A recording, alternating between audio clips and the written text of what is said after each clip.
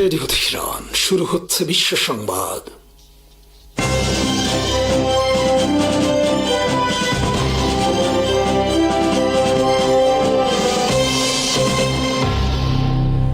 শুরুতেই সংবাদ শিরোনাম। আসসালামু আলাইকুম। পাকিস্তানে আবারও আলোচনায় বসতে যাচ্ছে যুক্তরাষ্ট্র। ইরান বলেছে ইউরেনিয়াম সমৃদ্ধকরণ 5 বছর স্থগিত করতে রাজি। যুক্তরাষ্ট্র চায় 20 বছর। হরমুজ প্রণালী অবরোধ শুরু যুক্তরাষ্ট্রের। হরমুজ প্রণালী ঘিরে এবার মুখোমুখি অবস্থানে যুক্তরাষ্ট্র চীন। ধ্বংসস্তূপ থেকে 960 জনকে উদ্ধার ইরানের। ইসরায়েলের পরবর্তী টার্গেট হতে পারে তুরস্ক।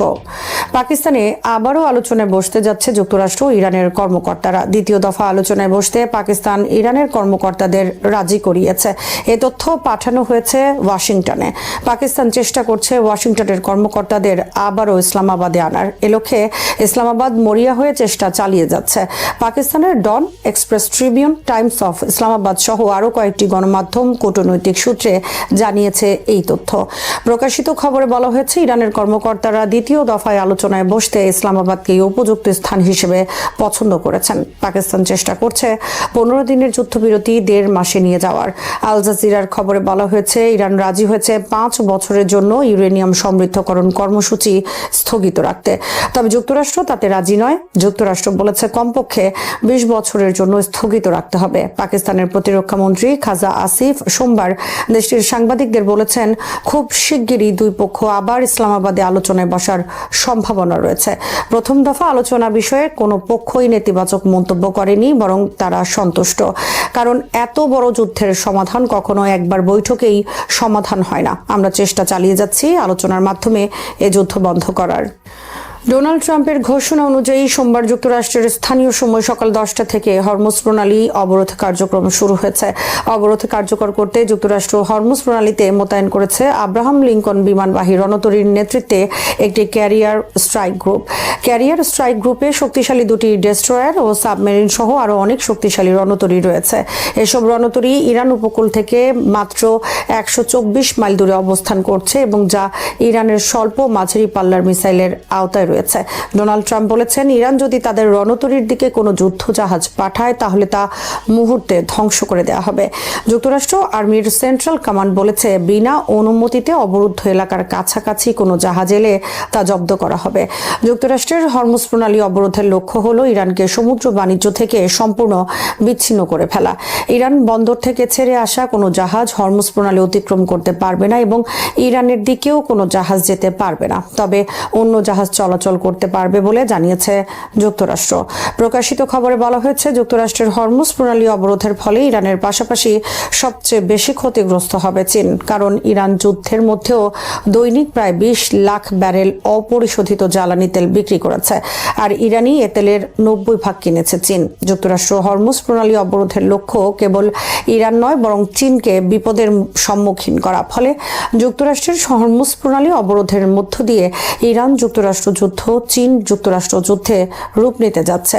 যুক্তরাষ্ট্রের অভিযোগ চীন গোপনে ইরানকে অস্ত্র ও প্রযুক্তি সহায়তা দিচ্ছে। চীন এ যুদ্ধে জড়িয়ে পড়ছে পরোক্ষভাবে। তবে বিশ্লেষকদের মতে চীন পাকিস্তানের মাধ্যমে চেষ্টা চালিয়ে যাচ্ছে যুদ্ধ বন্ধের। পাকিস্তানের কূটনৈতিক উদ্যোগের পেছনে এবং ইরানকে আলোচনার টেবিলে বসানোর ক্ষেত্রে চীনেরও ভূমিকা রয়েছে। প্রকাশিত খবরে বলা হয়েছে সোমবার যুক্তরাষ্ট্র হরমুজ প্রণালী অবরোধের পর বেশ কয়েকটি পণ্যবাহী জাহাজ ফিরে গেছে পারস্য উপসাগরের দিকে।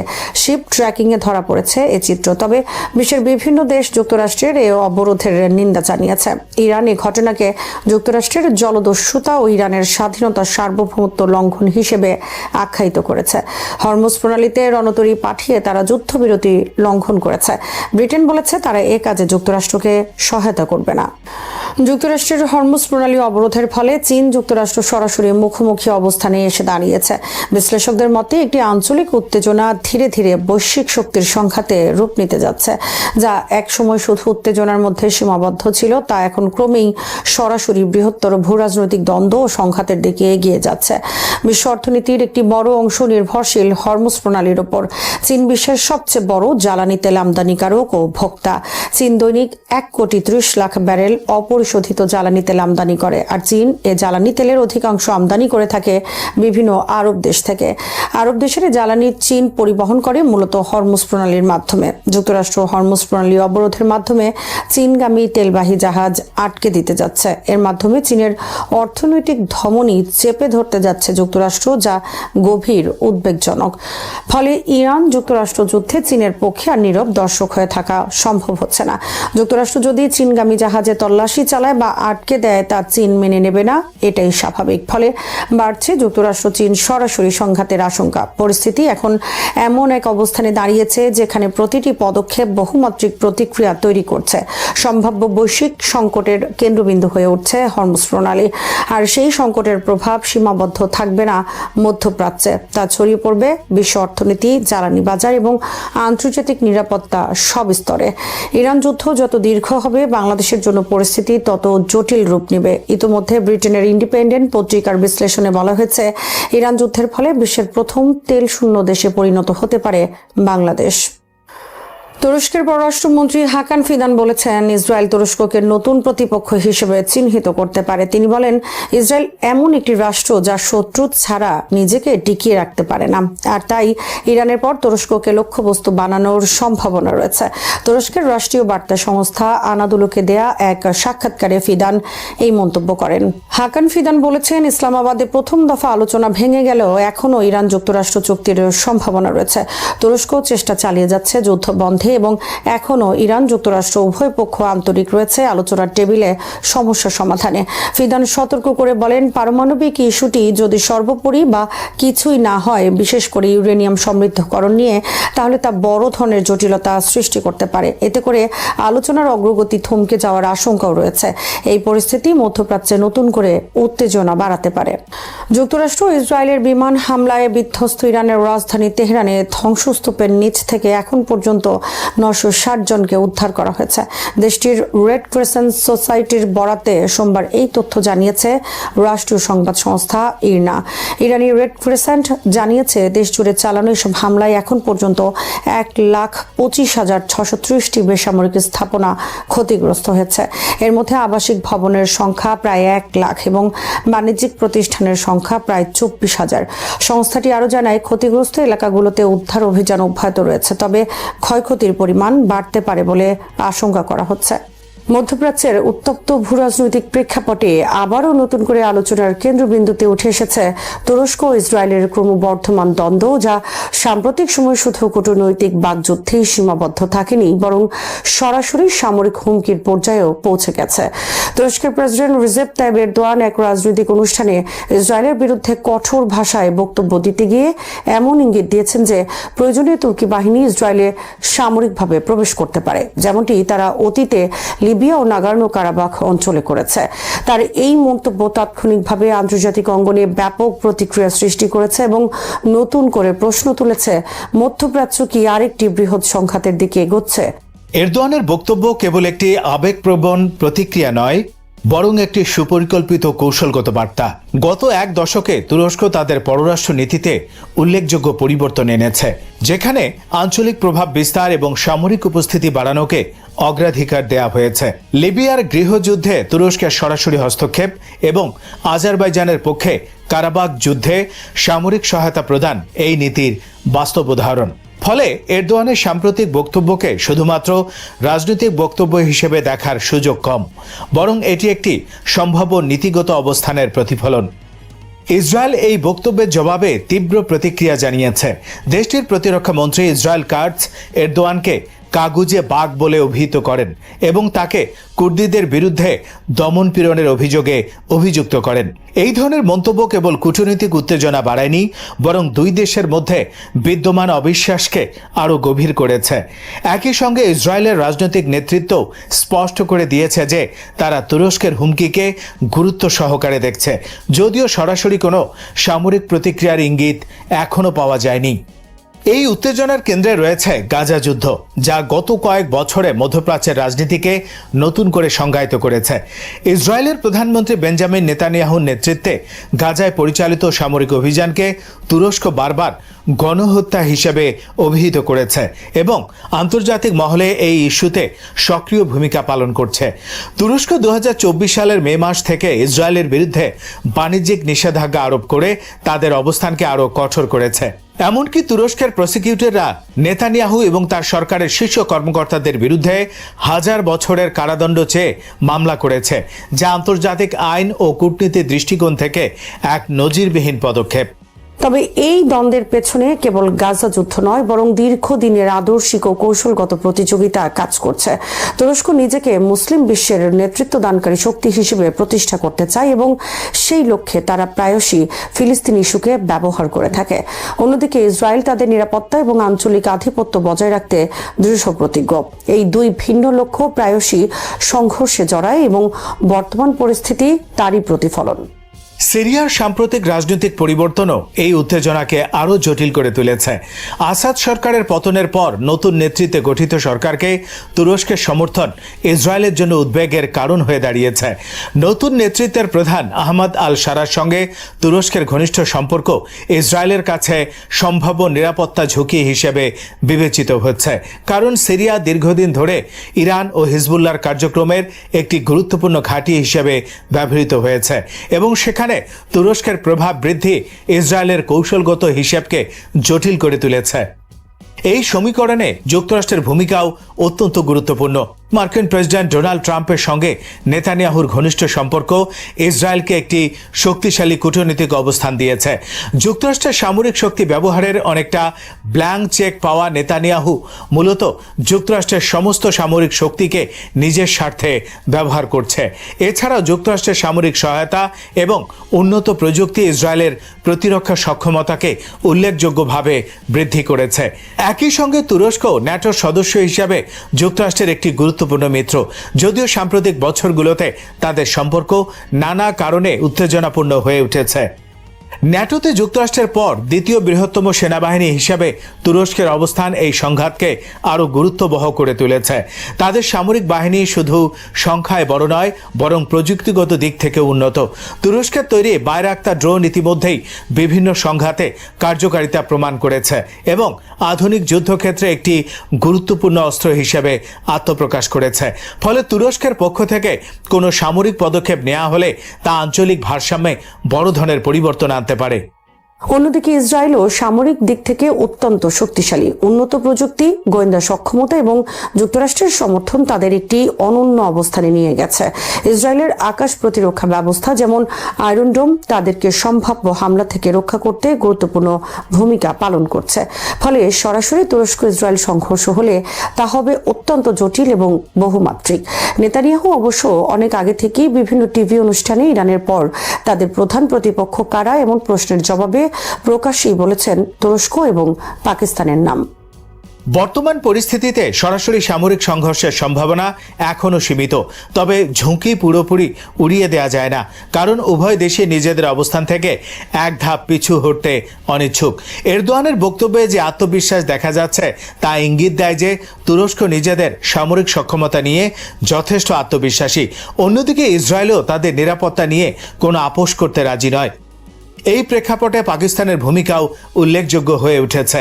ইসলামাবাদে যুক্তরাষ্ট্র ও ইরানের মধ্যে অনুষ্ঠিত সাম্প্রতিক আলোচনা ভেস্তে যাওয়ার পর এরদোয়ান মন্তব্য করেন যে পাকিস্তান মধ্যস্থতা না করলে তুরস্ক অনেক আগেই ইসরায়েলকে উপযুক্ত শিক্ষা দিত।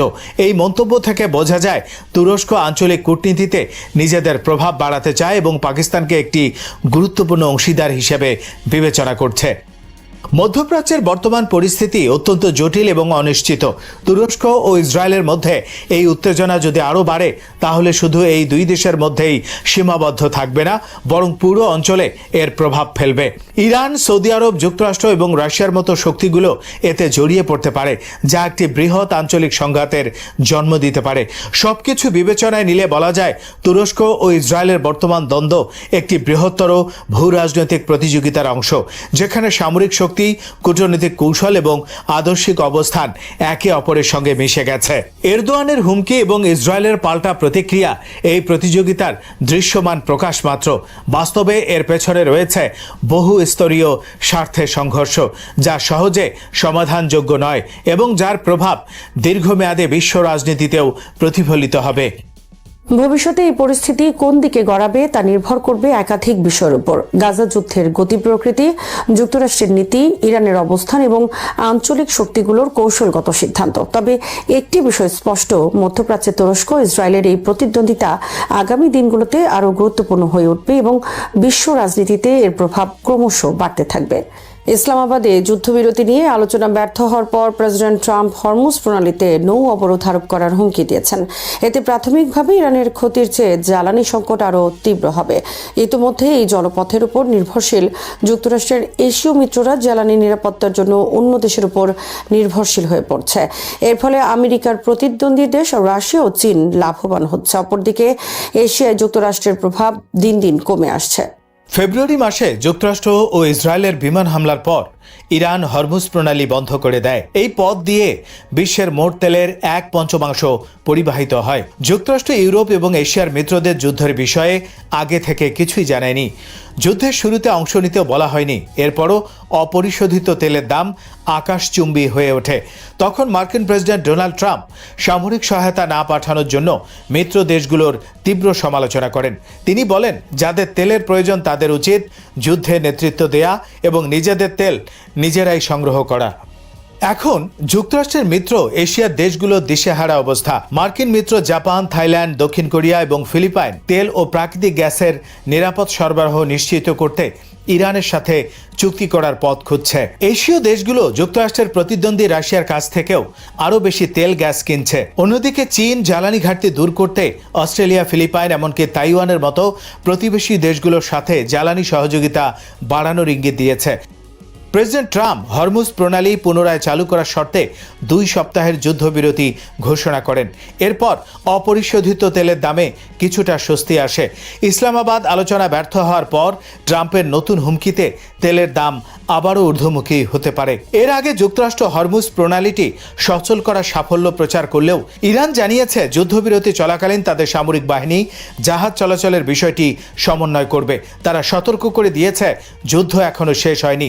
যুদ্ধবিরতি ঘোষণার পর থেকে ওই সরু জলপথ দিয়ে নামমাত্র কিছু ট্যাঙ্কার যাতায়াত করছে। শান্তি আলোচনার চূড়ান্ত ফলাফল যাই হোক না কেন, ট্রাম্পের যুদ্ধে যাওয়ার সিদ্ধান্ত এই অঞ্চলের জ্বালানি বাণিজ্য এবং অংশীদারিত্বের সমীকরণ ওলটপালট করে দিয়েছে, যা যুক্তরাষ্ট্র এবং এশিয়ায় তার মিত্রদের সম্পর্কের উপর দীর্ঘমেয়াদী প্রভাব ফেলবে। এই সংকট মার্কিন প্রভাব বিস্তারের ক্ষমতার কঠিন সত্য সামনে এনেছে বলে মনে করেন সিডনি ইউনিভার্সিটি অফ টেকনোলজির অধ্যাপক রক্সি। তিনি মনে করেন, কয়েক দশকের নিরাপত্তা গ্যারান্টি সত্ত্বেও যুক্তরাষ্ট্র বিশ্বের সবচেয়ে গুরুত্বপূর্ণ জ্বালানি পথ বন্ধ হওয়া আটকাতে ব্যর্থ হয়েছে।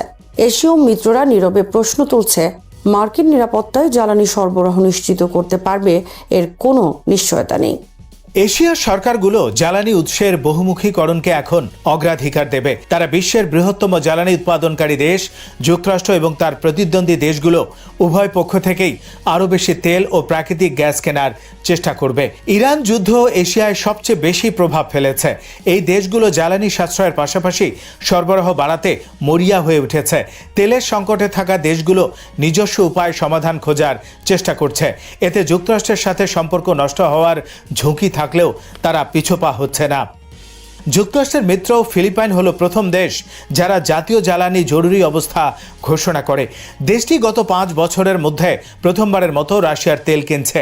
হরমুজ প্রণালী দিয়ে তাদের জাহাজগুলোর নিরাপদ চলাচল নিশ্চিত করতে ইরানের সাথে আলোচনা করেছে।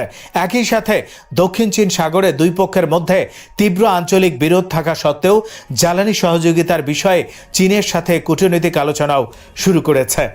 বিশ্বের বৃহত্তম কৌশলগত পেট্রোলিয়াম মজুতকারী দেশগুলোর অন্যতম জাপান গত মাসে তেলের উচ্চ মূল্যের আঘাত সামলাতে দেশটি জরুরি মজুত থেকে রেকর্ড পরিমাণ তেল বাজারে ছাড়ে। প্রধানমন্ত্রী সানায়ে তাকাইচি জানিয়েছেন, তিনি ইরানের প্রেসিডেন্টের সাথে বৈঠক আয়োজন করার চেষ্টা করছেন।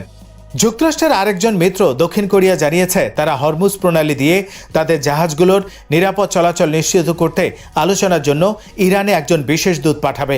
দেশটি ইতিমধ্যে কাজাখস্তান, ওমান এবং সৌদি আরবে বিশেষ দূত পাঠিয়েছে। এসব দেশ থেকে অপরিশোধিত তেল এবং ন্যাফথা সরবরাহ নিশ্চিত করা যায়। ন্যাফথা হলো প্লাস্টিক ও গ্যাসোলিনের মতো পেট্রোকেমিক্যাল উৎপাদনের জন্য প্রয়োজনীয় একটি উপজাত। এছাড়া দেশটি রাশিয়া থেকে প্রথমবারের মতো ন্যাফথা কিনছে। সিডনি ভিত্তিক লোই ইনস্টিটিউটের ইন্দো প্যাসিফিক ডেভেলপমেন্ট সেন্টারের অর্থনীতিবিদ রবার্ট ওয়াকার মনে করেন, প্রতিটি দেশের কর্মপন্থা তাদের প্রভাব খাটানোর ক্ষমতা এবং পরিস্থিতির জরুরি অবস্থার উপর নির্ভর করে। ইরানের সাথে দ্রুত যোগাযোগ করতে সক্ষম চীন ফলে প্রথম নিজেদের পণ্যবাহী জাহাজগুলো নিরাপদে ওই প্রণালী দিয়ে পার করতে পেরেছে। সংকটের সময়ে কূটনৈতিক সক্ষমতা এবং যোগাযোগের সুযোগ থাকা অত্যন্ত গুরুত্বপূর্ণ। বিশ্লেষকরা বলছেন, জ্বালানি সংকট আঞ্চলিক সহযোগিতা বৃদ্ধির গতি বাড়াবে, তবে এতে যুক্তরাষ্ট্রের সাথে দ্বিপাক্ষিক সম্পর্কে টানাপোড়েন সৃষ্টি করতে পারে। মূল দ্বন্দ্বের জায়গাটি হবে যদি রাশিয়ার কাছ থেকে আরও বেশি তেল নেয়ার পদক্ষেপ নেওয়া হয়। এছাড়া হরমুজ প্রণালী এবং ইরান থেকে কোন দেশগুলো অপরিশোধিত তেল নেয়ার অনুমতি পাবে সেই আলোচনার ক্ষেত্রে যুক্তরাষ্ট্র কিভাবে প্রতিক্রিয়া জানায় তার ওপর। মার্কিন মিত্রদের উপর এই চাপ কেবল এশিয়ার মধ্যেই সীমাবদ্ধ নয়। ফ্রান্স এবং ইতালিও তাদের জাহাজগুলো হরমুজ প্রণালী দিয়ে চলাচলের অনুমতি দিতে সরাসরি ইরানের সাথে আলোচনা করছে। এদিকে ইরান পাল্টা ব্যবস্থা হিসেবে সৌদি আরব, সংযুক্ত আরব আমিরাত, কুয়েত, কাতার এবং বাহরাইন সহ যুক্তরাষ্ট্রের উপসাগরীয় মিত্রদের উপর বিমান হামলা চালিয়েছে। মার্কিন সামরিক ঘাঁটি এবং জ্বালানি অবকাঠামোগুলোকে লক্ষ্যবস্তু করা হয়েছে। সামরিক এবং পারমাণবিক উন্নয়ন বাধাগ্রস্ত করতে যুক্তরাষ্ট্র ইরানের তেল শিল্পের উপর নিষেধাজ্ঞা আরোপ করেছিল, কিন্তু দেশের অভ্যন্তরে গ্যাসের দাম বেড়ে যাওয়ায় ট্রাম্প প্রশাসন এপ্রিলের মাঝামাঝি নিষেধাজ্ঞা শিথিল করে। রাশিয়ার উপর নিষেধাজ্ঞা শিথিল করা হয়। এই সিদ্ধান্তের ফলে গত মার্চ মাসে রাশিয়া অতিরিক্ত 3.3 বিলিয়ন থেকে 5 বিলিয়ন ডলার তেল রাজস্ব আয় করে থাকতে পারে। যুদ্ধের আগে ইরান প্রতিদিন প্রায় 1 মিলিয়ন ব্যারেল তেল 40 থেকে 45 ডলারে রপ্তানি করত, যা এখন বেড়ে প্রতিদিন 1.7 মিলিয়ন ব্যারেলে দাঁড়িয়েছে। প্রতি ব্যারেলের দাম $100 ছাড়িয়ে গেছে। কিছু প্রতিবেদন অনুযায়ী ইরান যদি হরমুজ প্রণালী পার হওয়ার জন্য জাহাজ প্রতি $2 মিলিয়ন চার্জ করে, তবে তা থেকে সপ্তাহে আরও $60 মিলিয়ন আয় হতে পারে। এপ্রিলের সময়সীমা শেষ হওয়ার আগে যদি তেলের দাম না কমে, তবে হোয়াইট হাউস নিজের তৈরি ফাঁদেই আটকা পড়বে। ট্রাম্প প্রশাসনকে এখন কঠিন সিদ্ধান্তের মুখোমুখি হতে হবে। হয় মওকুফ সুবিধা বা ওয়েভার নবায়ন করে শুটুদের সুবিধা করে দেয়া, অথবা এমন একটি বাজারে পুনরায় নিষেধাজ্ঞা আরোপ করা যাকে স্থিতিশীল করতে খোদ যুক্তরাষ্ট্রই সাহায্য করেছিল। তেল সরবরাহ সংকটের কারণে পরোক্ষভাবে উপকৃত হতে পারে এমন আরেকটি দেশ হলো চীন। প্রধান তেল উৎপাদনকারী দেশগুলোর সাথে দেশটির রয়েছে সুসম্পর্ক, রয়েছে অপরিশোধিত তেলের বিশাল মজুদ।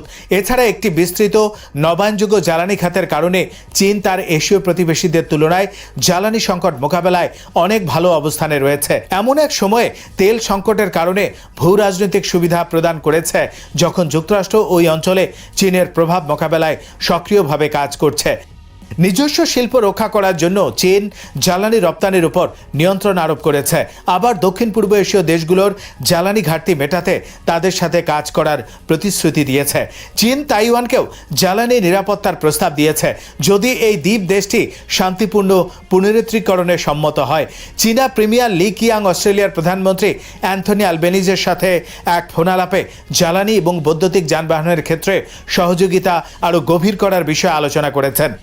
এশিয়া জ্বালানি খাতের প্রধান নির্ভরস্থল হওয়ার মতো মজুদ এবং স্থলপথের পাইপলাইন চীনের রয়েছে।